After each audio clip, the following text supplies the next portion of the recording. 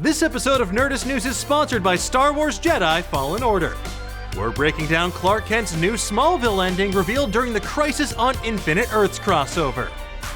The second part of the CW's massive crossover event, Crisis on Infinite Earths, aired as part of this Monday's Batwoman, and it's safe to say that the network is truly gunning for the mantle of the most ambitious crossover of all time.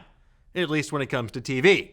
That's because on top of all the Arrowverse shows crossing over on themselves, in addition to Supergirl and Black Lightning, it is packed to the brim with characters and actors from DC properties past, like Legends of Tomorrow's Brandon Routh reprising his role as Superman from 2006's Superman Returns, and also cameos from the likes of Burt Ward, who played Robin in the old Adam West Batman series.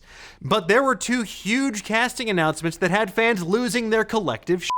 One, that we'd finally see longtime Batman voice actor Kevin Conroy play Bruce Wayne in real life, and two, that Tom Welling, who played Clark Kent in the long-running Smallville series, would reprise his role as that character in Crisis.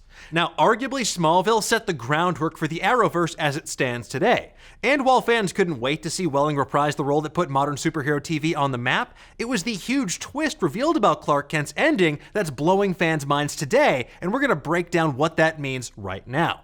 Now, of course, before we get into it, let's get the spoiler warning out of the way. This episode of Nerdist News is going to discuss the second part of the Crisis on Infinite Earths event. So turn away now if you don't want to be spoiled. Also plug your ears, otherwise you're just not looking and you can still hear me. But if you're sticking around, please take this moment to like and subscribe. Still here? Great! So what all happened? Well, during the 10 seasons Tom Welling played Superman's alter ego, he never actually got to wear the Man of Steel's actual suit, outside of some CGI shots from the Smallville finale when Clark Kent finally embraced his Superman persona.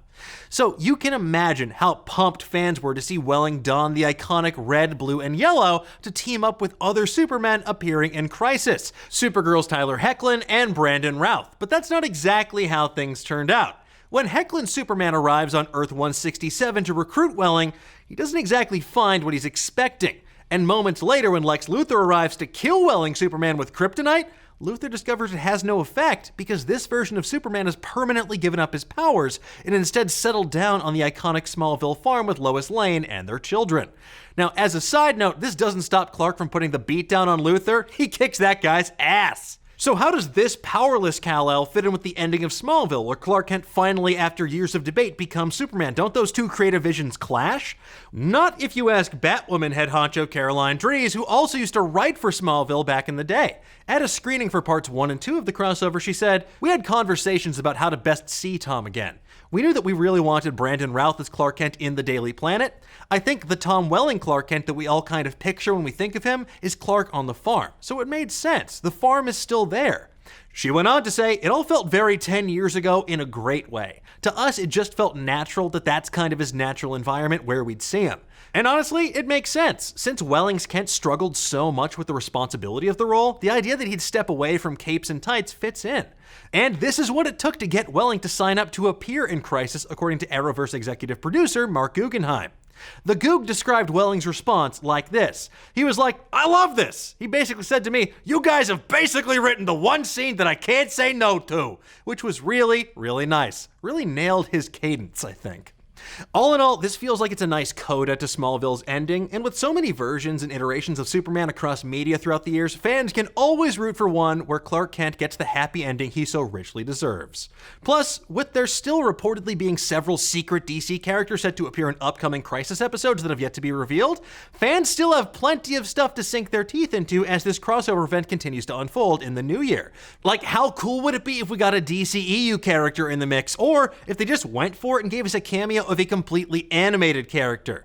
But tell me, what do you folks think? Do you like this send-off for Tom Welling's Clark Kent? What part of the Crisis crossover has been your favorite so far? And who do you think is going to show up in the rest of the event series? Let's discuss. Thanks again to Star Wars Jedi Fallen Order for sponsoring today's episode. You play Cal Kestis, a Jedi Padawan who narrowly escaped the purge of Order 66 following the events of Episode 3 Revenge of the Sith.